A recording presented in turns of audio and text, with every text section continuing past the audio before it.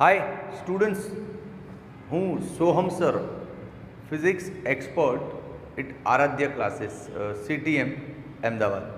ભાઈ દરેક વિડીયોની સ્ટાર્ટિંગમાં બોલવું પડે છે. આરાધ્ય ક્લાસીસમાંથી સ્પોન્સર થાય છે ને વિડીયોના ખર્ચાને બધું, એટલે હા ઓકે. હવે ચેપ્ટર 2નો આ લાસ્ટ ફેઝ છે, સમજો છેલ્લો તબક્કો છે. આ જે દાખલાઓ છે એ બધા લોજિકલ છે, કોઈ એવા અગાઉ શીખેલા ફોર્મ્યુલા આધારિત નથી. તારા વ્યવહારિક જીવનમાં પ્રેક્ટિકલી તે શું અનુભવ કરે અત્યાર સુધી એના આધારે આ બધી સમજણ છે. જો તને સામાન્ય મસ્ત સ્ટોરી કહું, સર આલ્બર્ટ આઇન્સ્ટાઈનનું એક ફોર્મ્યુલા હતું. આલ્બર્ટ આઇન્સ્ટાઈન એમનું એ ફોર્મ્યુલાનું કહેવું એવું હતું કે કોઈ પણ પદાર્થ સ્પીડમાં દોડે, સ્પીડ એટલે સામાન્ય સ્પીડ નહીં, બહુ ઝૂમ, આમ પ્રકાશની સ્પીડ, એની આસપાસની સ્પીડથી દોડે ને તો પદાર્થનું દળ વધે વધે વધે વધે અને ઇન્ફાનાઇટ થઈ જાય. આમ તો જનરલી શું કહેવાય કે દોડશો ને તો વજન ઓછું થશે એવું કહેવાય ને, પણ આઇન્સ્ટાઈન બાબાનો આખો લોજિક ઊંધો છે. દોડ પણ પ્રકાશની સ્પીડે દોડ તો બળ્યાએગા દળ વધી જાય, બરાબર. તો એકચ્યુઅલી આપણને બે જાતના દળ હોય. આ જનરલ નોલેજની વાતો છે, આ દાખલોમાં પછી આવીએ છીએ આપણે. એકચ્યુઅલી આપણને બે જાતના દળ હોય. એક આપણું સ્થિર દળ અને એક આપણું ચલિત દળ. ચલિત દળ એટલે બદલાતું રહે. જેમ જેમ તમે સ્પીડમાં દોડતા જાઓ ને દળ બદલાય એને કહેવાય ચલિત દળ. અને તમે નોર્મલી પૃથ્વી પર ફરી રહ્યા છો આમ અત્યારે, અહીંથી ઘરે ગયા, ઘરેથી ઓફિસ ગયા, સ્કૂલ ગયા, થોડુંક દોડ્યા, આ બધું સ્થિર દળનો કેસ છે. તમે થોડુંક મેદાન ઉપર દોડો જાઓ તો એનાથી કંઈ દળ ના વધે, સમજો. એ બહુ સામાન્ય સ્પીડ છે. આ તો લાઇટની કમ્પેરિઝનની સ્પીડની વાતો છે. હા, તો નોર્મલ લાઈફમાં આપણે જે દોડીએ છીએ એ બધાને કહેવાય, એ ટાઈમે આપણું જે દળ હોય ને એને કહેવાય આપણું સ્થિર દળ. સ્થિર દળ. અને પ્રકાશની સ્પીડની આસપાસની કોઈ સ્પીડ લીધી હોય તો એ ટાઈમે આપણું જે દળ બદલાઈએ ને એને કહેવાય ચલિત દળ. ચલિત દળ, બરાબર, ઓકે. અને આપણે જો દોડતા હોઈએ એને કહેવાય આપણી સ્પીડ, પદાર્થનો વેગ. અને સી એટલે પ્રકાશની સ્પીડ, પ્રકાશનો વેગ, જે કેટલો છે 3×10⁸ મીટર પર સેકન્ડ. હવે એક એક્ઝામ્પલ એમને એમ સમજીએ. ફિઝિક્સ છે ને તો શીખ નહીં, આજને જ તારા સિલેબસ પૂરો કરી દેવું. સપોઝ મારું સ્થિર દળ અત્યારે 70 કિલો છે, બરાબર. મારું દળ અત્યારે 70 કિલો છે. જો હું પ્રકાશની સ્પીડ તો નહીં, એના કરતાં અડધી સ્પીડે બી દોડું ને, મારી સ્પીડ પ્રકાશ કરતાં અડધી બી કરું અને દોડવા માંડું ને, તો જો મારું દળ કેટલું થઈ જાય, ચલિત દળ કેટલું થાય એ જાણીએ. એની માટે આઇન્સ્ટાઈન બાબાનું એક સૂત્ર છે, m = m0 √1 - v²/c². આ સૂત્રમાં આ બધી કિંમતો મૂકીને તને જવાબ મળશે, સાબિત થશે આજે તારી સામે પહેલી વાર કે હા સાહેબ દળ વધી જાય કે ઘટી જાય, શું થાય હમણાં ખબર પડે. જો આ દળ ખબર નહીં, આ તો સ્થિર દળ છે આપણું. કેટલું છે 70 √1 - v²/c².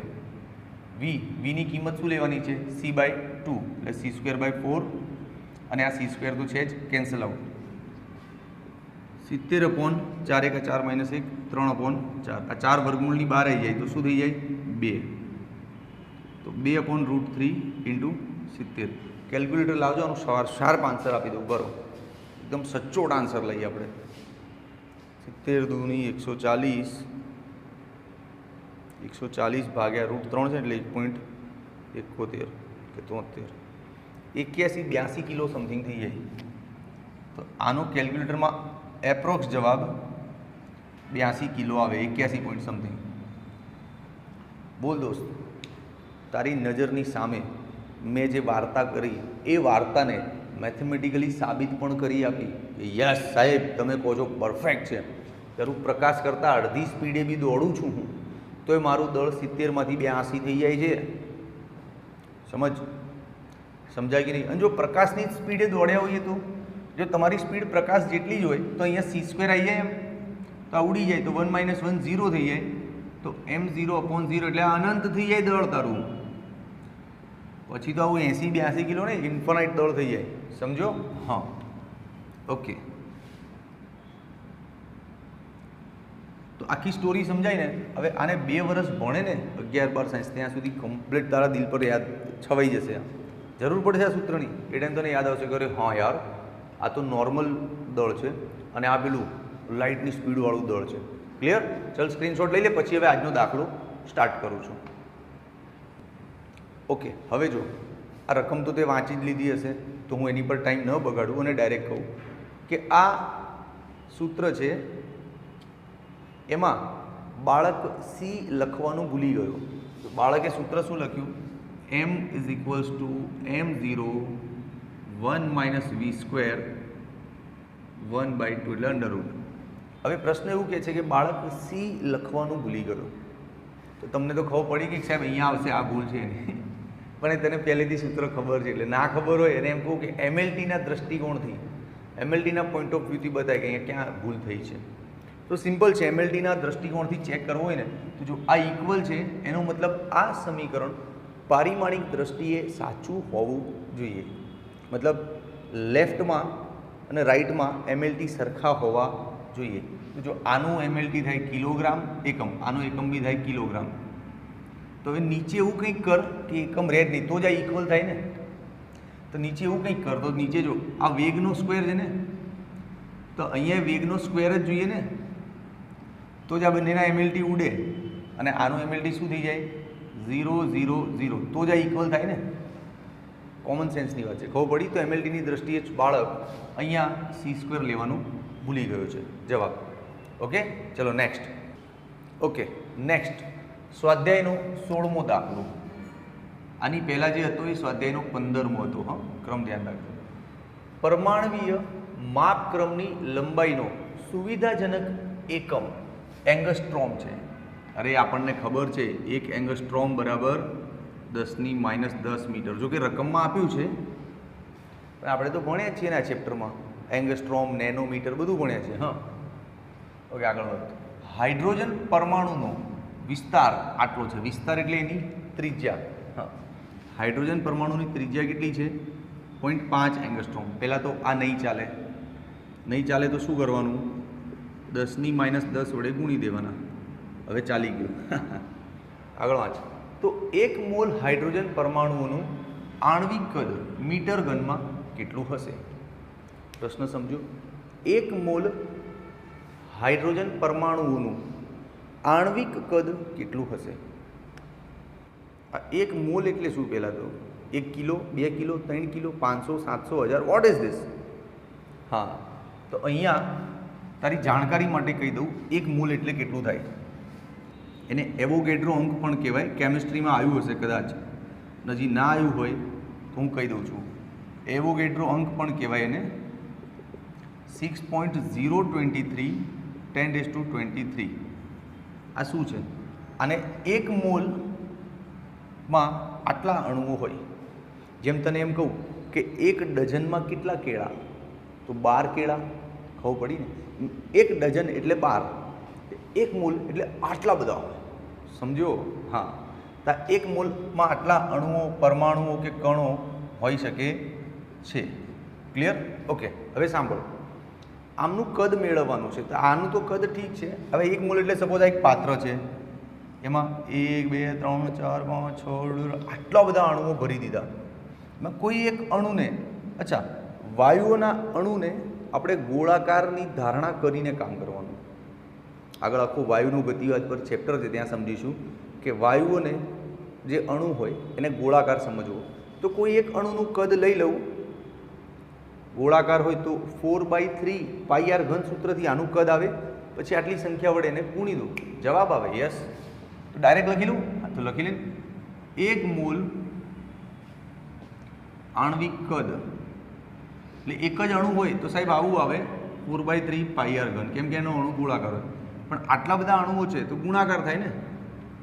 એક આટલું તો આટલાય કેટલું છે ને કોન્સેપ્ટ. બસ, હવે આને આપણે સોલ્વ કરીએ. ચલો, 6.023 આ 10⁻23 4/3 પાઈ એટલે 3.14.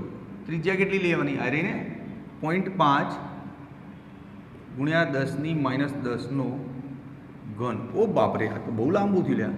આને સોલ્વ કરવું પડશે તો બહુ ટાઈમ ખાશે. ચલો કરી નાખું ફટાફટ. ઉભા રહો. પહેલાં તો આ 10⁻23 છે ને એને સાઈડમાં લઈ લે, અને આ 10⁻30 10⁻30 હા, એટલે આ શું થઈ જાય 10⁻7. ચલો આનો ફેસલો થઈ ગયો.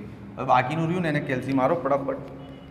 6.023. ચલ લગા કેલ્સી સાહેબ જોડે રેસ લગાવી જલ્દી. આવી ગયો તારો 6.023 ગુણ્યા 4 ગુણ્યા 3.14 ગુણ્યા 0.5 ગુણ્યા 0.5 ગુણ્યા 0.5 3 વાર કેમ કર્યું? ઘન કરવાનું ભૂલી ગયો તો. ભાગ્યા 3 3.15 આયા ભૈયા. 3.15 જોઈ લેજે. ઉતાવળમાં કેલ્સી કર્યું છે.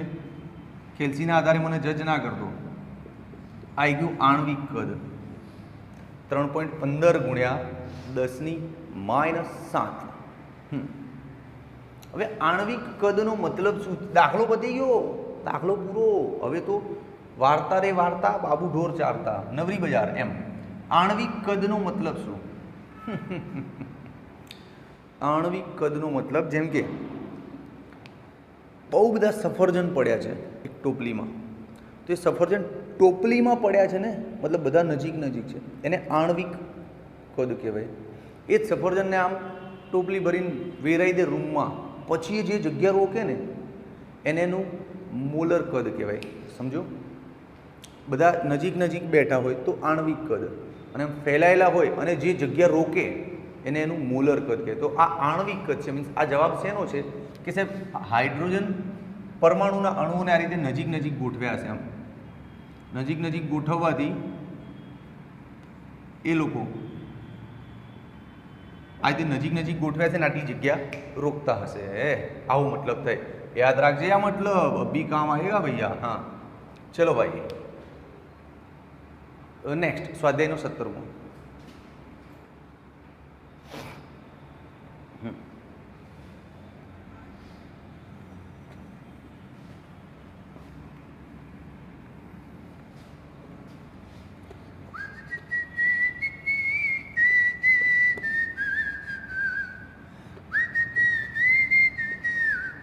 હે માયા મૂકીને વયા ઝાસુ આપણા દેશમાં, હાલો ને આપણા મલગમાં, હાલો ને આપણા મલગમાં.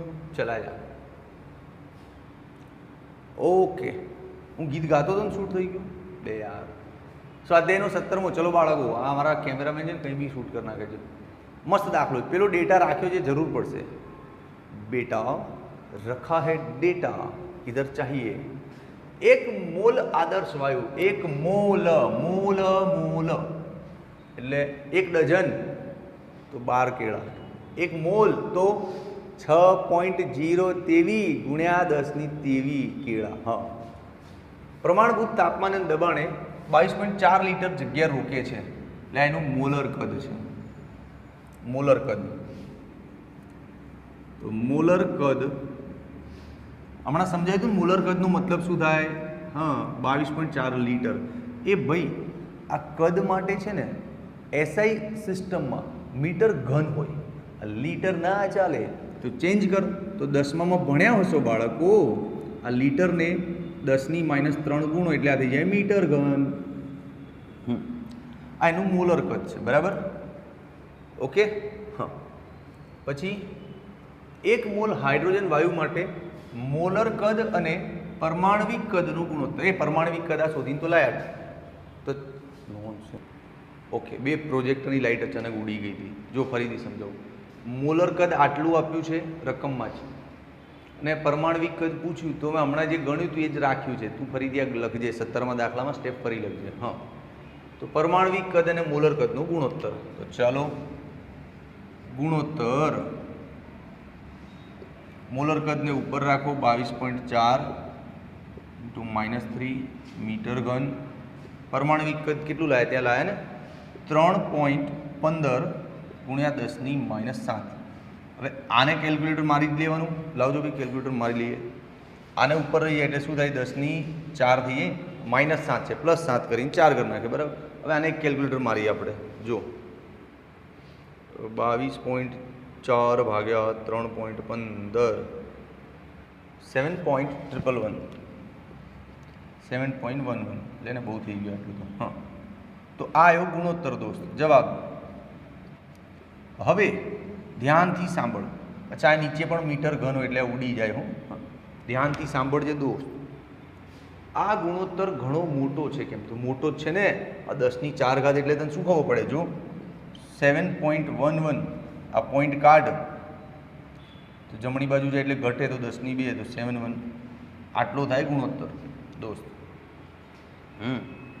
71,100 ગણું મોલર કદ મોટું છે. તો મેં સમજાવ્યું તો હતું મોટું છે ને. સફરજન એક ટોપલીમાં મૂક એટલે એનું પરમાણવિક કદ કાં તો આણવિક કદ કહેવાય. એ સફરજન એમ રૂમમાં વેરી દે તેને એનું મોલર કદ કહેવાય. સમજ? તો એ જે વેરી દીધા એ વધારે જગ્યા રોકશે ને. જે જગ્યા રોકે જગ્યાને જ કદ કહેવાનું ને. હા, કે ભાઈ આનું કદ વધારે છે. સમજો? એટલે આ ગુણોત્તર મોટો છે. ક્લિયર? ચલો નેક્સ્ટ. ઓકે દોસ્ત, સ્વાધ્યાયનો 18મો દાખલો. સ્વાધ્યાયનો 18મો દાખલો. તું એક કામ કર, વિડીયો પોઝ કર અને રકમ વાંચી લે પેલા. હા, વંચાઈ ગઈ? ચલ જો, હું ફટાફટ સમજાવી દઉં. નીચેનું સામાન્ય અવલોકન સ્પષ્ટપણે સમજાવો. ઝડપથી ગતિ કરતી એક ટ્રેનની બારીમાંથી તમે બહાર જુઓ. એ તો જોવાનું છે ને, બારીમાંથી જોવાની મજા આવે. ટ્રેન શું બસમાં બેઠા હોય તોય અમે તો બહાર જોઈએ, અમે તો બાઇક ઉપર બેઠા તોય આમ જ આડું અવડું જોઈએ. ચાલ, બહુ મોટો થઈ ગયો છે. તમે બહાર જુઓ તો નજીકના ઝાડ, મકાનો વગેરે ટ્રેનની ગતિની વિરુદ્ધ દિશામાં ગતિ કરતા દેખાય. પરંતુ દૂરના પદાર્થો જેમ કે દૂર પર્વતો હોય, શિખરો હોય, ચંદ્ર હોય, તારા હોય, એ બધા આપણને એમને સ્થિર જ દેખાય. આવું કેમ? જણાવો કેમ? આમાં કંઈ ભણાવવાનું નથી. જો પેન મૂકી દઉં છું ખીચામાં. હા, નજીકના પદાર્થો ખરા ને, એ આપણી સાથે ખૂણો મોટો બનાવે. એટલે સહેજ પણ ફેરફાર થાય ને તો ખૂણામાં બી મોટા ફેરફાર થાય. આપણે આમ ગતિ કરીએ ને તો ખૂણો મોટો ફરી જાય. આમ એ દૂરના પદાર્થો હોય ને તો આપણી સાથે ખૂણો બહુ નાનો બનાવે. ઓલરેડી 1 ડિગ્રી 2 ડિગ્રી બનાવે. હવે એમાં 0.5 ડિગ્રીનો ફરક પડ્યો હોય તો આપણને અનુભવ બી ના થાય. સિમ્પલ. દૂરના પદાર્થો નો દ્રષ્ટિ સ્થાન ભેદ કોણ અથવા આપણી સાથે બનતો ખૂણો બહુ નાનો હોય, જેથી એમાં બહુ ફેરફાર થાય, આપણને ફીલ પણ ના થાય. એટલે આપણને એમ લાગે સ્થિર જ છે. પણ નજીકના પદાર્થો આપણી સાથે ખૂણો મોટો બનાવે આમ, એટલે સહેજ બી ખૂણો આમ થાય ને તો આપણને ફરક ખબર પડે કે આ બદલાય, આની જગ્યા બદલાય. એટલા માટે આવું થાય. ક્લિયર? ચાલ જોઈ લે. ઓકે બચ્ચા લો, ધાસુ પ્રશ્ન જો સમજવા જેવું છે. સ્વાધ્યાયનો 23મો છે. બે ભૂસો તો ખરા. સ્વાધ્યાયનો 23મો અને આજના લેક્ચરનો અંતિમ પ્રશ્ન. યસ. સૂર્ય એક ભાઈ છોકરાઓ એમ પૂછે કે સાહેબ તમે આડાવાળા કેમ ગણાવો છો? 15, 16, 17, 18 લીધા, હવે સીધો 23મો કેમ ગણાવો છો? એ મારી મરજી. તું દાખલાથી મતલબ રાખ. आड़ा केम गणाओ जाओ तुम व्हाट्सअप मैसेज करो साहब क्रम वाइज गणाओ, मेरी मर्जी, मेरे को जो मजा आएगा वो करवाऊंगा. એવું નથી બેટા, sorry for this behaviour. Actually એવું છે, દાખલો છે ને એની ફીલથી કનેક્ટ હોય કે કયા દાખલા પછી કયો દાખલો લેવો, એ ટીચરની માસ્ટરી હોય, સ્કિલ કહેવાય. કનેક્ટેડ ટુ કનેક્ટેડ દાખલાઓ જલ્દી જલ્દી આવડે તમને, કોન્ફિડન્સ વધારે તમારો. ચલો જુઓ, સૂર્ય એક ગરમ પ્લાઝમા એટલે આયનીકૃત દ્રવ્ય. આયનીકૃત દ્રવ્ય એટલે શું પાછું? એ ભાઈ દ્રવ્યની ત્રણ અવસ્થા હોય. કાં તો એ લિક્વિડ હોય એટલે કે પ્રવાહી હોય, કાં તો એ ઘન હોય એટલે કે સોલિડ હોય, કાં તો એ વાયુ સ્વરૂપે હોય એટલે ગેસિયસ હોય. આ ચોથી અવસ્થા છે આયનીકૃત, જે લિક્વિડ કરતાં સહેજ વધારે ઘટ પણ ઘન કરતાં ઓછું ઘટ. એમ સમજ ના, એક તને બેઝિક સમજાવવા માટે કહું. છાશ લિક્વિડ છે હે ને, પણ દહીં એ આયનીકૃત દ્રવ્ય જેવું. એક એક્ઝામ્પલ કે દહીં આયનીકૃત હોય ના હોય, હાલ કેમિસ્ટ્રીનું મેટર છે, પણ છાશ લિક્વિડ કહેવાય. દહીં જે ખરું ને, દહીં ભાંગ્યા વગરનું, તોડ્યા વગરનું દહીં, એ પ્લાઝમા ટાઈપ મટીરિયલ કહેવાય. હા, તે ચોથી અવસ્થા છે પ્લાઝમા. ચલો જુઓ, જેની અંદરનું ગર્ભનું તાપમાન 10⁷ કેલ્વિનથી વધારે અને બાહ્ય પૃષ્ઠનું તાપમાન 6000 કેલ્વિન છે. આટલા ઊંચા તાપમાને કોઈ પણ પદાર્થ ઘન કે પ્રવાહી અવસ્થામાં રહી શકે નહીં. સૂર્યની દળ ઘનતા ઘન અને પ્રવાહી અથવા વાયુની ઘનતાઓમાંથી કયા વિસ્તારમાં હોવાની તમને ધારણા છે? આ લાઈનનો મતલબ સમજ. સૂર્યની દળ ઘનતા પૂછી છે. આ ઘનતા શોધો અને એ ઘનતા આવ્યા પછી અનુમાન કરજો કે આ ઘનતા શું ઘન, પ્રવાહી કે વાયુ જેવી છે કે કેવી છે. અરે ગભરાઈશ ને, બધું હું તને સમજાઈશ. તું પેલા ઘનતા શોધીને તો લાય. તો ચલો ઘનતા શોધીએ. સૂર્યની ઘનતા બરાબર દળ ભાગ્યા કદ. સૂર્યનું દળ જો આપ્યું છે 2 ગુણ્યા, ભાઈ આ દાખલામાં આપ્યું છે પણ તું આ મૂલ્ય ગોખી લેજે. આ ફાઇનલ દળ છે ને, આની જરૂર પડશે 2 વર્ષ પછી. દરેક વખતે કંઈક રકમમાં આપશે નહીં ચોપડીવાળા. આ તો તું નવું ટેણ્યું છે 11માં એટલે આપી દીધું. આ મૂલ્ય યાદ રાખજે. પછી સૂર્યનું કદ, તો સૂર્ય ગોળાકાર છે ને, તો 4/3 પાઈ આર ઘન. હવે આ રહી આ સૂર્યની ત્રિજ્યા, તો આપી છે સૂર્યની ત્રિજ્યા. આ યાદ રાખજે 7 × 10⁸. તો ચલો આને સોલ્વ કરીએ. 2 × 10⁻30 અપોન 4/3. 3 ક્યાં જતું રહેશે? ઉપર. પાઈ એટલે 3.14. ત્રિજ્યા કેટલી હતી? 7 × 10⁸. 7 × 10⁸ નો ઘન. હવે આને કેલ્ક્યુલેટર મારો. ચાલ પહેલાં તું મારે, પહેલાં હું મારું. ચાલ જોઈ લઈએ. ટીંગ ટીંગ ટીંગ ટીંગ ટીંગ. બરાબર બેઈમાની નહીં, મને કેલ્સી હાથમાં લે. ચાલ હવે સ્ટાર્ટ કરો. 1 2 and 3. 3 × 2 ભાગ્યા 4 ભાગ્યા 3.14 ભાગ્યા 47 ભાગ્યા G7. એટલે મારે તો આવું કંઈક આવે છે 0.1300. તારે આવતું હોય તો જોજે. હા જો ભાઈ કેલ્સી ભાઈ તું જોજે. મને અંધારામાં અડધું દેખાય ને અડધું નહીં દેખાતું ને એવું છે ટાઈપિંગમાં. 1392. હા પછી આ 10⁻30 છે, આ 24 છે, તો માઇનસ 10⁻6 થઈ જાય ને. 0.001392 × 10⁻6. ફાઇનલી આ જવાબ કેટલો થાય? તો અહીંયા લખીએ ને, અહીંયા આપણી નોલેજ માટે લખીએ કે શું થાય આ જવાબનો મતલબ. જો આપણી તો સીધી વસ્તુ છે દોસ્ત. ડા વ અહીંયા હતું ને સિસ્ટમ આપણી પાસે લાઈફમાં નહોતું. ડા વ જ ઘ. કોઈ પોઈન્ટ ડાબી બાજુ ખસે તો વધે, પોઈન્ટ જમણી બાજુ ખસે તો ઘટે. તો આ પોઈન્ટને જમણી બાજુ અહીંયા ખેંચી જા છે. 1 2 3 4 5 6 સ્ટેપ ખેંચી જા. 6 સ્ટેપ ખેંચી જાય એટલે જમણી બાજુ ગયો તો 6 ઘટી જશે. તો ઓલરેડી 6 છે તો ઘટી ગયા. 6 - 6 ઘટી ગયા ને, તો આ થાય 1392, જે એપ્રોક્સ 1400ની આસપાસની ઘનતા છે એની અંદાજિત આટલી ઘનતા છે. kg/m². યસ, ઘનતા શોધી આપી. હવે ચર્ચા કર ને કે આ ઘનતા કોના જેવી છે. તો તને બતાવી દઉં દોસ્ત, પાણીની ઘનતા છે ને, પાણીની ઘનતા 1000 છે kg/m². તો આ 1400 છે, તો પાણી કરતાં ઉપરનું સ્ટેજ આવી ગયું છે, વધારે ઘટ હશે ને. ઘનતા વધારે છે મતલબ ઘટ વધારે હશે. તો પાણી તો પ્રવાહી સ્વરૂપ નથી, એના કરતાં કંઈક ઊંચું છે, એટલે આને પ્લાઝમા સ્વરૂપ છે. સમજ્યા? ક્લિયર? ચલ, દાખલામાં મજા આવી હોય ને દોસ્ત તો કમેન્ટ સેક્શનમાં લખવાનું કે સાહેબ તમે જે દાખલો ભણાવો છો એ દાખલામાં અમને ખરેખર મજા આવે છે, આનંદ આવે. તો લખ, કમેન્ટ લખતા નહીં. હારાઓ 5-7 છોકરાઓ લખે, બાકી બધા શું કરો લે ઘરે? એમાં ફ્રીમાં વિડીયો જોવાનો, કમેન્ટ લખવાનું નહીં. તો પછી અને ધ્યાન રાખજે, Aaradhya commerce classes, Aaradhya primary classes એ ચેનલને પણ સબસ્ક્રાઈબ કરાવો, શેર કરાવો, લાઈક કરાવો, કમેન્ટ કરાવો. ઠીક છે? બાય. હાય સ્ટુડન્ટ્સ, કેમ છો? મજામાં? અવાજ પરથી ઓળખી ગયા છો? હા, one and only Soham sir. Yes, Aradhya classes CTN. Okay, હવે આજે આપણે ચેપ્ટર 2ના સ્વાધ્યાયના 21મા દાખલા પર ચર્ચા કરીશું. સારો દાખલો છે. આમ તમને આપણે વાત થઈ હતી પાછળના વિડીયોમાં પણ કે હવે આ જે બધા દાખલાઓ છે ને એ સામાન્ય બુદ્ધિના દાખલાઓ છે. વ્યવહારિક જીવનમાં જે આપણને ઉપયોગી હોય, જે આપણે અત્યાર સુધી જોયું હોય, જે અનુભવ કર્યો હોય એના આધારે દાખલા છે. કંઈ સ્પેશિયલ આમ ટફ કેવું કંઈ નથી. બરાબર? તો જુઓ, શાંતિથી રકમ વાંચીએ અને એનું અર્થઘટન કરીએ. હા, ભૌતિક રાશિઓના માપનમાં સચોટતા હોવી તે વિજ્ઞાનની આવશ્યકતા છે.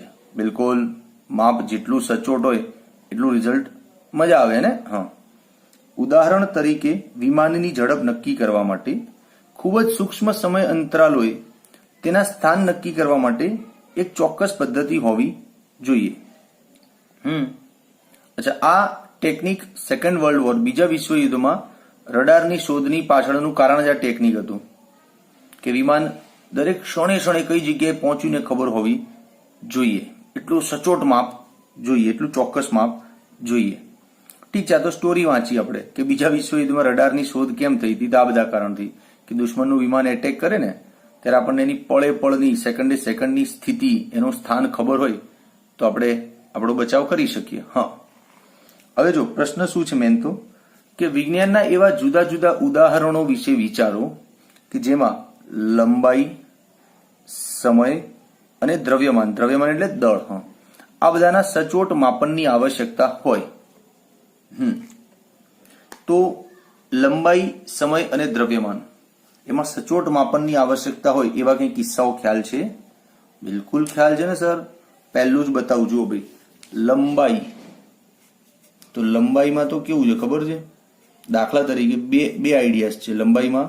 સચોટતાના બહુ ઝીણા મૂલ્યના બે આઈડિયા છે આપણી પાસે. પહેલો કે ભાઈ ન્યુક્લિયસ ની જ્યારે ચર્ચા થતી હોય ન્યુક્લિયસની, ત્યારે તમને ખબર છે લંબાઈમાં કેટલી સચોટતા જોઈએ, કેટલો ક્લોઝ આન્સર જોઈએ? હા, ન્યુક્લિયસની પોતાની લંબાઈ એટલી સૂક્ષ્મ છે કે એની અંદર 10⁻15 મીટર જેટલી સચોટતા જોઈએ. 10⁻15 એટલે ખબર પડે ભાઈ? જો પોઈન્ટ 1, 2, 3, 4, 5, 6, 7, 8, 9, 10, 11, 12, 13, 14 અને 15. આ રીતે -15 નો મતલબ આવો થાય. સમજો? તો આટલું ચોકસાઈ વાળું માપ જોઈએ. આપણે તો જનરલી શું કરીએ કે બે આંકડાઓ છે ને, 2 કે 3 આંકડા સુધી પહોંચીને ભાઈ છોડી દે, સાહેબ આ તો 0 જ છે, હે ને? પણ આટલું સચોટ માપ જોઈએ લંબાઈમાં. ન્યુક્લિયસનો કેસ. હવે બીજો કેસ તો દોસ્ત સમજ ને, એંગસ્ટ્રોમનો કેસ બી બને જ છે. જો ભાઈ, તો હવે જેમ કે લેઝર માપ લેતા હોય, લેઝરથી માપ લેતા હોઈએ ત્યારે કેટલા ઝીણા માપની જરૂર પડે ખબર છે તને? લેઝર સાથે કામ કરતી વખતે છે ને દોસ્ત, 1 એંગસ્ટ્રોમ જેટલું ઝીણું માપ ધ્યાનમાં રાખવું પડે. 1 એંગસ્ટ્રોમ એટલે 10⁻10 મીટર. આની જેમ જ. ખ્યાલ આવ્યો? તો બસ, તો લંબાઈના સચોટ માપનની આવશ્યકતા આવી હોઈ શકે છે. મારા અનુભવના આધારે મેં તમને કહ્યું. તમને આની સિવાય બીજો કોઈ અનુભવ હોય તો તમે તમારું લખી શકો છો. અનુભવના આધારે લખવાના છે જવાબ. હવે વાત કરીએ સમયની. સમય બડા બલવાન ભૈયા, સમય કહેવત છે આવી. આપણને જનરલી માઇક્રો સેકન્ડ સુધીના ઝીણા સમયની જરૂર પડે. ક્યાં ખબર છે? રોકેટ લોન્ચિંગ વખતે. રોકેટ લોન્ચિંગની મદદથી આપણે સેટેલાઇટને જ્યારે મોકલવાનું હોય ને, ત્યારે આપણને 1 માઇક્રો સેકન્ડ એટલે 10⁻6 આટલા ઝીણા સમયની જરૂર પડે. કેટલો ઝીણો સમય થાય તને ખબર છે ભૈયા? 1 સેકન્ડનો અપોનમાં 6 0 જેટલો ભાગ. 1 સેકન્ડ ભાગ્યા 1, 2, 3, 4, 5, 6 0 એટલે કેટલું થાય? 1 લાખ જેટલું થાય ભાઈ. 10 લાખ થાય કે 1 લાખ થાય ભાઈ? ઉભો રે, ગણવું પડશે. 10 લાખમો ભાગ. 1 સેકન્ડનો 10 લાખમો ભાગ. ખ્યાલ આવી ગયો ને? તો સમયથી આટલું ઝીણું માપન જોઈએ. હવે દ્રવ્યમાન. તો દ્રવ્યમાનમાં પણ એવું જ કંઈક છે. આપણે જ્યારે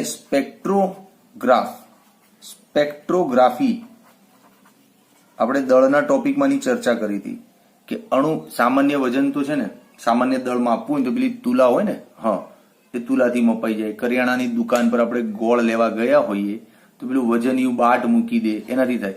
પણ જ્યારે બહુ ઝીણા દળ માપવા હોય, અણુના દળ, પરમાણુના દળ, ત્યારે સ્પેક્ટ્રોગ્રાફી મેથડ વપરાય. એ સ્પેક્ટ્રોગ્રાફી મેથડમાં 10⁻30 કિલોગ્રામ આટલું સચોટ માપની જરૂર પડે. ખ્યાલ આવી ગયો? તો સરસ, આનો સ્ક્રીનશોટ લઈ લે. મસ્ત એક્ઝામમાં આ રીતે લખજે. ફૂલ માર્ક્સ મિલેગા બચ્ચા, જા જલસા કર. ઓકે, ચલ હવે સ્વાધ્યાયનો 22મો દાખલો. સ્વાધ્યાયનો 22મો દાખલો ચેપ્ટર 2 માંથી. આ ધાસુ દાખલો જો, આ તો તારા અનુભવોને નીચોડી નાખશે અને તારે નહીં, તારા ભાઈબંધોને, તારે બધાને અલગ અલગ જવાબ આવશે. હા, જો બધાએ પોતાના અનુભવો પરથી ગણ્યો હશે તો, પણ મારી જ રીતે ગણી નાખ્યો હશે ગોખીને તો બધાને એક સરખો જવાબ આવશે. પણ જો બધાને અલગ અલગ જવાબ આવે ને ક્લાસમાં દાખલો, તો ટીચરને ખબર પડી જાય કે આ બાળકોએ ખરેખર પોતાના અનુભવના આધારે ગણ્યું છે. હા, બહુ મસ્ત મસ્ત પ્રશ્નો છે આમાં, તને મજા આવી જશે. જો સ્ટાર્ટ કરાવું પહેલું, આ બધું ઉપર કહ્યું છે કે અનુભવના આધારે એના જવાબ કાઢો રફલી. તો જો પહેલો પ્રશ્ન નંબર એ, વર્ષા ઋતુના સમયમાં ભારત ઉપર છવાયેલ વરસાદી વાદળોનું કુલ દ્રવ્યમાન, અથવા તો જે બી વરસાદી વાદળો હોય એનું વરસાદનું પાણી જમીન પર પડ્યું હોય એ પાણીનું દ્રવ્યમાન કેટલું, અથવા તો વાદળનું સરખું જ આવશે ને. સપોઝ 5 લીટરનું વાદળ છે તો 5 લીટર પાણી જમીન પર આવશે ને. હા, ઓકે. તો આને જમીનની સાપેક્ષે ગણતા શીખવાડું છું, એની માટે આપણે અલગથી રફ પેજ લાવવું પડશે. ચાલો ભાઈ, જબરજસ્ત દાખલો છે. જો બહુ સિમ્પલ વસ્તુ સમજ, દળ શોધવાનું કીધું છે, પાણીની મેટર છે આ. હા, તો પાણીની ઘનતા આપણને ખબર છે. હા, અનુભવોના આધારે કે પાણીની ઘનતા છે ને સાહેબ 1000 થાય કિલોગ્રામ પર મીટર ક્યુબ. આપણને આ ઇન્ફોર્મેશન છે પાણીની ખાલી. તો કઈ નહીં ગાંડા, ચિંતા નહીં કર, અહીંથી જ સૂત્ર સ્ટાર્ટ કર. ઘનતા બરાબર દળ ભાગ્યા કદ. હવે આ દળ જ આપણે શોધવાનું છે, તો એને હોલ્ડ ઉપર રાખ, ચિંતા નહીં કર. હવે મૂળ શું છે, તને આ કદ નહીં ખબર. આ ઘનતા તો મળી ગઈ 1000, બટ આ કદનું શું સાહેબ? તો દોસ્ત હવે કદમાં અહીંથી દિમાગ લગાવવું પડે. શું દિમાગ લગાવવું પડે? અરે સાહેબ, કદનું સૂત્ર થાય ક્ષેત્રફળ ગુણ્યા હાઈટ.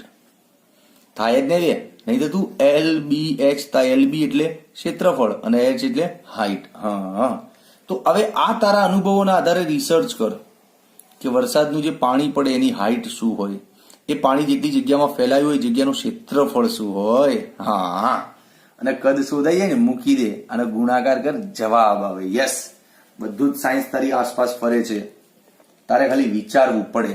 હા, કે ભાઈ આનું આમ થાય. જેવું વરસાદના પાણીનું દળ કીધું ને, મને તો આ પહેલા જ મગજમાં આવી ગયું કે આ પાણી વિશે આ ઇન્ફોર્મેશન તો મને છે, બાકી કંઈ આવડે ના આવડે, બાકી પાણીની ઘનતા 1000 તો થાય. તો હવે ખાલી ટેન્શન રહ્યું કદનું. ચલો કરીએ. જો દોસ્ત, આપણા ભારતમાં છે ને જ્યારે વરસાદ પડતો હોય ત્યારે સરેરાશ 100 થી 125 સેન્ટીમીટરનો વરસાદ થતો હોય છે. આ મારો અનુભવ છે, કદાચ મારી ઇન્ફોર્મેશન રોંગ હોય તો તું જે પડતો એ સમાચારમાં, ન્યૂઝમાં, ગૂગલમાં જોઈને લખજે. આ મારા અનુભવ 100 સેન્ટીમીટર કે 100 મિલીમીટર એવું કંઈક હોય છે, પણ અત્યારે સેન્ટીમીટર લખું છું, જે યાદ આવે લખું છું. આમાં કંઈક ખોટું નથી. મારો અનુભવ સેન્ટીમીટરનો થયો તો હા, બરાબર. તો આપણે અંદાજ માની લઈએ કે જે વરસાદ પડે છે 100 સેન્ટીમીટર સુધી પડે છે. 100 સેન્ટીમીટર એટલે આ જમીન હોય ને તારી, હા, આ જમીન પર જે વરસાદ ભેગો થાય ને આમ, એ વરસાદની હાઈટ છે. એટલે આ હાઈટ મળી ગઈ તને 100 કે ના મળી? હા, હાઈટ મળી ગઈ સાહેબ. હવે ક્ષેત્રફળ, તો દોસ્ત ભારત દેશની જે જમીન છે આખી, એનું અંદાજિત રફલી ક્ષેત્રફળ છે 3.3 મિલિયન કિલોમીટર સ્ક્વેર. આ ઇન્ફોર્મેશન તને નહોતી, ક્યાંક આવ્યું છે સમાજ વિદ્યામાં નાનપણમાં. હા, તો મને હતી. પહેલા તો આમાં મિલિયન અને કિલોમીટરમાં તકલીફ, એટલે એને ચેન્જ કરો. મિલિયન એટલે 10⁶, કિલોમીટર એટલે 10�3, પણ સ્ક્વેર છે ને એટલે આ શું થઈ જાય 10�6 મીટર સ્ક્વેર. એટલે ટોટલ થાય 3.3 × 10⁻12 મીટર સ્ક્વેર. આટલું ક્ષેત્રફળ છે આપણા ભારત દેશની જમીનનું અંદાજિત રફલી. હા, તો હવે શું વાંધો છે? તો ગાંડા હવે કદ મળી ગયું ને. જો કદ બરાબર ક્ષેત્રફળ ગુણ્યા હાઈટ, 3.3 × 10⁻12. હાઈટ કેટલી છે? 100 સેન્ટીમીટર ને, તો 100 સેન્ટીમીટર એટલે 1 મીટર થાય. Yes, clear. તો જો હવે તારું આ સૂત્ર કામ કરશે ને કે નહીં કરે? કરશે ને. જો દળને કરતા બનાવી, દળ બરાબર ઘનતા ગુણ્યા કદ. ઘનતા કેટલી હતી? 1000. કદ કેટલું લાવ્યું તું અનુભવોના આધારે? 3.3 × 10⁻12. એટલે ફાઇનલી જવાબ આવે 3.3 × 10⁻15 કિલો. આટલું વરસાદનું અથવા તો એ જે વાદળો છે એમનું દળ થાય. પણ અહીંયા તારે ધારી લેવું પડે કે જે વાદળો થયા છે બધો વરસાદ પડશે જ પડશે, વાદળો ભાગી નહીં જાય કે. હે ને, મજા આવીને પ્રેક્ટિકલ અનુભવ થયો ને લાઈફનો કે આરું આપણી આસપાસ આટલું બધું આપણે ક્યારે વિચાર્યું જ નહોતું, જબકે આ તો બહુ સામાન્ય નોલેજ છે. વરસાદની હાઈટ આટલી હોય, જમીનનું એરિયા આટલું હોય, એનું કદ આટલું મળે, એની ઘનતા આવી, જવાબ યસ. ઓકે, તો આ પ્રશ્ન નંબર એ નું સોલ્યુશન આવી ગયું. એનો સ્ક્રીનશોટ લઈ લે. વિડીયો ચાલશે, મસ્ત શાંતિથી ચાલશે. હા, ચાલ હવે પ્રશ્ન નંબર બી ને જોઈ લઈએ. કોઈ હાથીનું દ્રવ્યમાન, ઓ બાપરે, વંચાય છે ને, કોઈ હાથીનું દ્રવ્યમાન કેટલું હોય લે? આમ તો હમણાં નેટ ઉપર ક્યાંક જોઈ લો એટલે લખી દો જવાબ કે આટલું હોય, પણ પ્રશ્ન શું કે છે? તેરા અનુભવ ક્યા હે બીટવા, વો લિખ.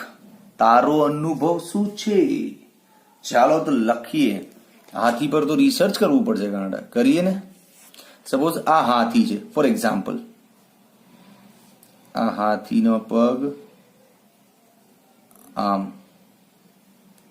એની સૂંઢ હોય, આ મોટું કપાળ હોય અને આમ પૂંછડી હોય, આમ બે હાથ ગરોડી જેવું લાગે છે, પણ તું સમજ ને હાથી છે યાર. હવે આવું જ દોરતા આવડે, ટાઈમ નહીં. આ હાથી છે સપોઝ, બરાબર. સૌ પહેલા તો હાથીના કેસમાં બહુ ધ્યાનથી જો દોસ્ત, મારો અનુભવ અંદાજિત હું આંખ બંધ કરું તો મને એવું દેખાય કે લગભગ હાથીની લંબાઈ 3 મીટર સમથિંગ હોય, અંદાજિત લંબાઈ મળી ગઈ. અને હાથીની ઊંચાઈ સરેરાશ 2 મીટર હોય. આફ્રિકાના હાથી થોડા અલગ હોય, ઇન્ડિયાના થોડા અલગ હોય, સરેરાશ 2 મીટર અનુભવ ના થાય. પછી હાથીનું જે આગળનો ભાગ હોય ને, આગળનો ભાગ આમ કપાળનો ભાગ, એની પહોળાઈ લગભગ 1.25 કે 1.5 મીટર લઈ લઈએ આપણે.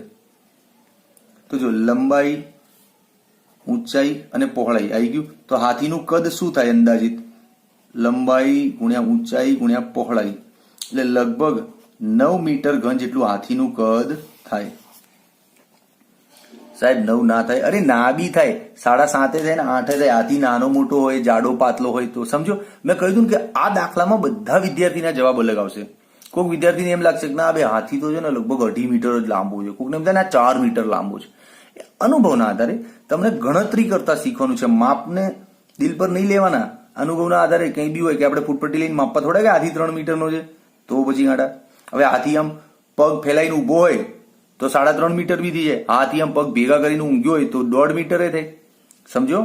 હા. હવે હાથીનું ઘનતા શું લઈએ? તારું ભલું થાય. પાણીની ઘનતા તો ખબર છે, હાથીની ચોંધી લાવી. તો અહીંયા તને એક એક્સ્ટ્રા ઓર્ડિનરી નોલેજ આપું. હાથી છે ને પાણીમાં તરી શકે, તો એના આધારે પાણીની અંદર ઉત્પ્લાવક બળ લાગે ને એ હાથીની અપોઝિટમાં લાગે. પણ એ બધું બહુ અલગ સાયન્સ છે. તું ખાલી એટલું આ દાખલા પૂરતું ધ્યાન રાખ કે હાથી પાણીમાં તરી શકે ને એટલે એની સરેરાશ ઘનતા પાણી કરતા ઓછી હોય. આમ તો હાથીની ઘનતા જોરદાર હોય, પણ પાણીમાં તરતો હોય ત્યારની વાત છે. સરેરાશ ઘનતા પાણી કરતા ઓછી, લેસ દેન વોટર. તો વોટરની 1000 હોય, હમણાં તો ઉપર જોઈ પાણીની 1000 હોય, તો હાથીની સરેરાશ 750 કે 700 થી 800 લઈ લઉં. તારે જે લેવું એટલે હું 700 લઉં છું. ચલ, બરાબર, ઓકે. તો હાથીની ઘનતા આપણે સરેરાશ કાઢી, કદ કાઢ્યું, તો હવે દળ આવી જાય ને. ઘનતા ગુણ્યા કદ, ઘનતા લઈ લઉં 700, કદ લઈ લઉં 9, 9 × 7 = 63, 6300 કિલો હાથી હોય. રાઈટ છે, યસ, અંદાજ સાચો છે. કેમ કે હાથીનું દળ લગભગ 5000 થી 7000 કિલોની રેન્જમાં હોય છે લગભગ. આવો મારો અનુભવ છે. મારો 6300 કિલોનો હાથી રાઈટ છે. બોલ, મજા આવી કે ના આવી? આ સૌથી વધારે તો મને આમાં મજા આવી, હાથીનું જે કદ બનાવ્યું આપણે કાલ્પનિક એમાં. હા, ચાલ ઠીક છે, સ્ક્રીનશોટ લઈ લે. ચાલ હવે નેક્સ્ટ ઉપર આવી જઈએ તરત જ. નેક્સ્ટમાં કોણ છે ભાઈ? કોઈ આંધી દરમિયાન પવનની ઝડપ શું હોય? આનો બી મસ્ત અંદાજ જ મારવાનો છે. ચાલો મારી લઈએ, રફ કાગળ લેતા આવીએ. વાવાઝોડાની વિશે ઇન્ફોર્મેશન કાઢવાની. સપોઝ આ છે તારું ભાઈ અમદાવાદ, આ રીતે લખાય બે અમદાવાદ, ચાલશે. અહેમદાબાદ, હા. આ છે બરોડા, ફોર એક્ઝામ્પલ. ઠીક છે. અમદાવાદથી બરોડાનું ડિસ્ટન્સ આપણે સમજી લઈએ 100-125 કિલોમીટર. અરે 100 કિલોમીટર સમજી લે બસ. એક્ઝેક્ટ માપવા નહીં ગયો, પણ લગભગ 100 કિલોમીટર અંદાજ મારી આપણે, બરાબર. આ આવી ગયું અંતર. હવે જયારે વાવાઝોડું આમ ચાલતું હોય ને, આમ અમદાવાદથી વડોદરા તરફ જતું હોય ને, આમ જો અવાજ આવશે, આવ્યું વાવાઝોડું, હા, ત્યારે છે ને વેધર ફોરકાસ્ટ એટલે મોસમ વિભાગ. હા, મોસમ વિભાગ એવી જાણકારી આપે કે આ વાવાઝોડું 1.5 કલાકમાં બરોડા પહોંચશે અથવા તો 2 કલાકમાં બરોડા પહોંચશે. બરોડા વાસીઓ એલર્ટ રહેજો. હા, આવું આવે ને ન્યૂઝમાં. હા, તો એના આધારે મેં 2 કલાકનો ટાઈમ ગણ્યો સપોઝ. તો આ થઈ ગયો ટાઈમ 2 અવર. તો હવે વાવાઝોડાની ઝડપ શું હોય? 2 યાર. હવે ઝડપ માટે લાલ પેન લેતો આવજો. સિમ્પલ છે. ઝડપ બરાબર અંતર ભાગ્યા સમય. 100 ભાગ્યા 2. 100 અને 2 છે ને સમય. કિલોમીટર પર અવર. એટલે આ શું થઈ ગયું? 50 કિલોમીટર પર અવરની ઝડપનું છે આ વાવાઝોડું ભાઈ. હા, આવી ગયો ને અંદાજ? તો પછી ગાંડા છે ને મસ્ત. આનું એક દાખલો લઈ લે સ્ક્રીનશોટ. હા, હવે આગળ વધ. ધીરે ધીરે ધાસુ પ્રશ્નો આવે છે. નેક્સ્ટ પ્રશ્ન શું છે? નેક્સ્ટ પ્રશ્ન છે તમારા માથામાં વાળની સંખ્યા કેટલી? હાય હાય, આ તો સાહેબ નાનપણથી બધા પૂછપૂછ કરે છે પણ આજ સુધી આપણે વાળ ગણી નહીં શક્યા. ગણવાના નથી. રફ આઈડિયા તો કાઢી આપું તને, તારું દિલ ખુશ થઈ જશે. જો માથામાં વાળની સંખ્યા શોધવા નીકળ્યા છે. ચાલો ભાઈ, આમાં જો કઈ સાયન્સ લાગશે. પેલા માથું તો દોર દોસ્ત. બધા આપણા માથામાં છે ને આ રહ્યા વાળ, બધા આમ વાળ હોય. આપણું મોઢું છે સપોઝ, જેવું આવડ્યું દોર્યું બેવું. એ કાન છે. અરે બધા વાળ. ઓકે, સમજો. હવે આ જે માથામાં વાળ છે ને આટલા આર્યા, આ વાળ નથી, બે તો મોઢું છે સરખું કર્યું છે. આ પેલું કંકાલ જેવું લાગતું એટલે સરખું કર્યું છે. હા, આ જે માથામાં વાળ છે ને બરાબર, એની સંખ્યા શોધવાની છે કે કેટલા છે. લાખો, કરોડો, અબજો કેટલા છે? તું સસ્પેન્સ વિડીયો જોતો જા, તને મજા આવશે. આ વિડીયો તારા છે ને ઘરમાં ભાઈઓ બહેનોને બધાને બતાવજે કે ફિઝિક્સમાં જો આવી વસ્તુના જવાબના અંદાજ મારી શકાય. માથામાં જે વાળ હોય ને દોસ્ત, બહુ સિમ્પલ છે કે એ સંખ્યા તો નહીં ખબર, પણ મને એટલી ખબર છે કે આપણી જે ખોપડી હોય ને, માથું, એ લગભગ અર્ધગોળાકાર હોય. લગભગ, હે ને? તો અર્ધગોળાકારનું ક્ષેત્રફળ લઈ લઈએ. ચલ, અર્ધગોળાનું ક્ષેત્રફળ શું બનશે? તો અર્ધગોળાનું ક્ષેત્રફળ 2πr² બને. હા, હે ને? અર્ધગોળાનું ક્ષેત્રફળ 2πr² બને. હવે તને ખબર છે આખા કઈ અર્ધગોળામાં વાળ ના હોય, આગળ આપણું કપાળ હોય એટલે એટલો ભાગ કાઢી નાખ. હા, તો લગભગ 80% વિસ્તારમાં વાળ હોય. લગભગ 80% વિસ્તારમાં વાળ હોય. તો વાળનું ક્ષેત્રફળ કેટલું? વાળનું ક્ષેત્રફળ આ જે 2πr² છે ને એના 80%. ખ્યાલ આવ્યો? ઓકે. હવે આમાં સાહેબ સૌથી મોટું શું નડે? આપણા માથાની ત્રિજ્યા તો કોઈને નહીં ખબર. અરે ખબર છે ગાંડા, માથાની ત્રિજ્યા અંદાજિત 9 થી 10 સેન્ટીમીટર હોય. હું 10 જ લઈશ ને, એથી બહુ છેદ ના ઉડાડવા પડે, 0 ઉડી જાય ક્યાંક. હા, તો ચલો વાળનું ક્ષેત્રફળ તય કરી દઈએ આપણે. એ ડેશ, અને એ નામ આપ્યું ને, એ ડેશ.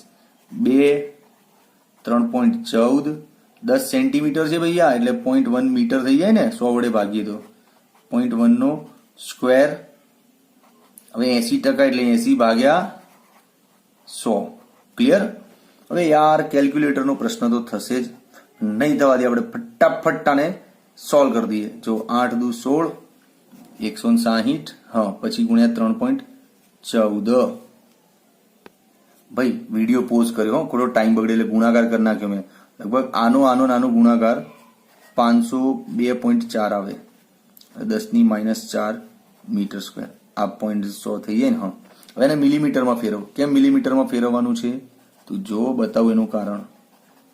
મીટરને મિલીમીટર બનાવવું હોય તો 10⁻³ ગુણો ને એટલે આ થઈ જાય મિલીમીટર, પણ ઉપર સ્ક્વેર છે દોસ્ત, એટલે થાય 502.4 ગુણ્યા 10⁻⁴, આ 10⁶ મિલીમીટર સ્ક્વેર, એટલે આ 10�2 થઈ જાય. હવે યસ, તો નેક્સ્ટ સ્ટેપમાં શું આવશે? 502.4 ગુણ્યા 10�2 મિલીમીટર સ્ક્વેર. તો માથામાં જેટલા ભાગમાં વાળ છે ને, એ વાળનું ક્ષેત્રફળ આટલું છે. તો સાહેબ હવે હું શું કરું? ભરે સંખ્યા પર પહોંચીએ છીએ. વાળનું ક્ષેત્રફળ આટલું છે. હવે સાંભળજે ધ્યાનથી.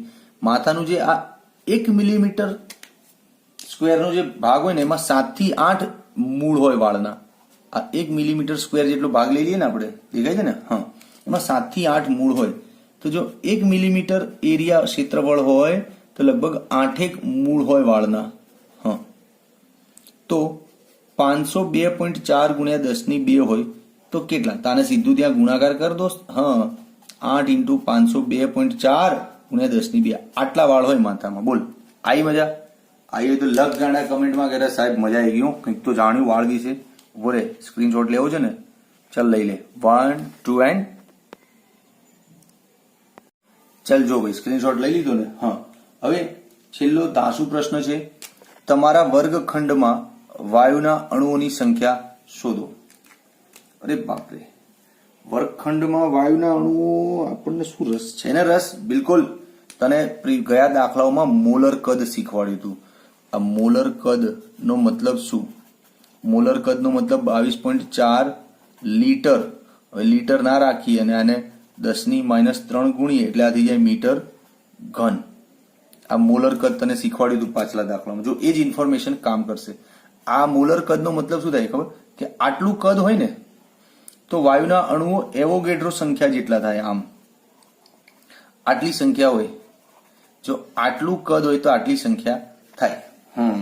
યાદ છે ને એવોગેડ્રો સાહેબનું સિદ્ધાંત કે 22.4 લીટર કદ છે તો આટલા અણુઓ હશે જ એમાં.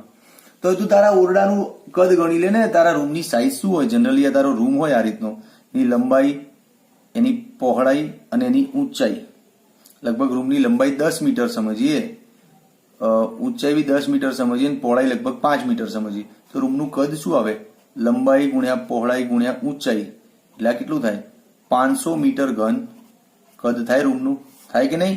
ઓકે, હવે જો મસ્ત ટ્રીક આપું, મસ્ત શાંતિથી જોજો કે 22.4 ગુણ્યા 10⁻³ મીટર ઘન હોય તો અણુઓ આટલા થાય સાહેબ, 10⁻23. તો 500 મીટર ઘન હોય તો અણુઓ કેટલા? કિતના કિતના કિતના કિતના? લે, હજી પ્રશ્ન ચિહ્ન, હજી લે, કેટલા? તો આવા કેસીસમાં શું કરવાનું ડિયર ખબર છે તને? અરે બિંદાસ કરવાનું હોય. આને આમ સામે ગુણવાનું અને આને નીચે લઈ જવાનું એટલે તારા બધા જવાબ ગુણાકાર સેટલ થઈ જાય. હા, હવે તું મોટો થયો 11માં, એવું તને ખબર હોવી જોઈએ.